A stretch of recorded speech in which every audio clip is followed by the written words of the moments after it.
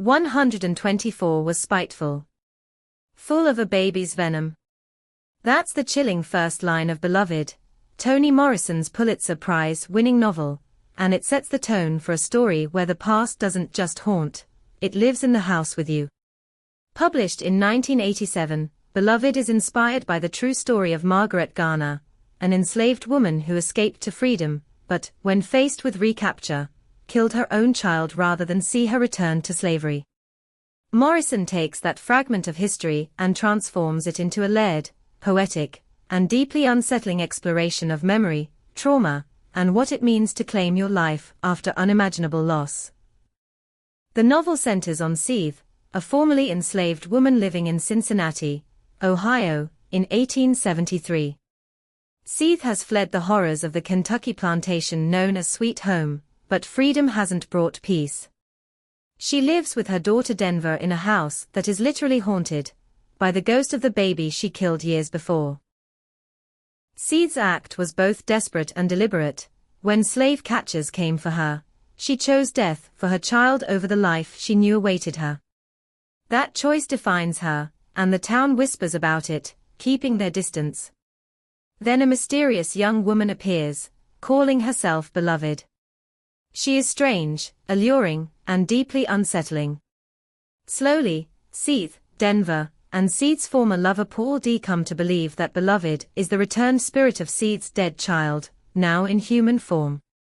Beloved is needy, demanding, and impossible to ignore. Her presence forces Seeth to relive the traumas she has tried to bury. Morrison weaves the narrative in fragments, moving between the present and flashbacks to Seeth's life in slavery. We see the brutality she endured, the theft of her breast milk by white men, the separation from her children, and relentless dehumanization.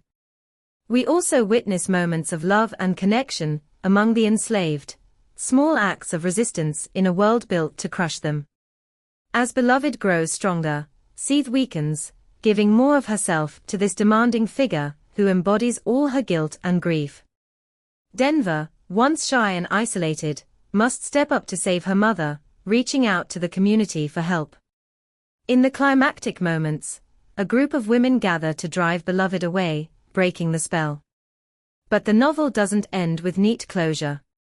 Beloved fades, yet she is disremembered and unaccounted for, a reminder that the traumas of slavery cannot simply be exorcised. They linger in memory, in the body, in the stories we tell and the ones we avoid. From its first publication, Beloved was hailed as a masterpiece. It won the Pulitzer Prize and cemented Morrison's reputation as one of America's greatest novelists. But it has also been one of the most challenged and banned books in schools, often targeted for depictions of sexual violence, infanticide, and the physical and psychological brutality of slavery. Those challenges often frame the novel as too disturbing for young readers, but Morrison herself argued that the real obscenity is not telling such stories, but the history that made them true. Why it still matters today? Because Beloved is not just about slavery as a historical fact, it's about its afterlife, the way its wounds ripple forward through generations. In an era when debates about how history is taught are raging, Morrison's novel stands as a defiant act of memory. It refuses to sanitize the past, insisting that we confront it in all its horror and humanity. And perhaps most powerfully, it reminds us that healing is not about forgetting. It's about facing the ghosts, naming them, and learning how to live alongside them without letting them consume us.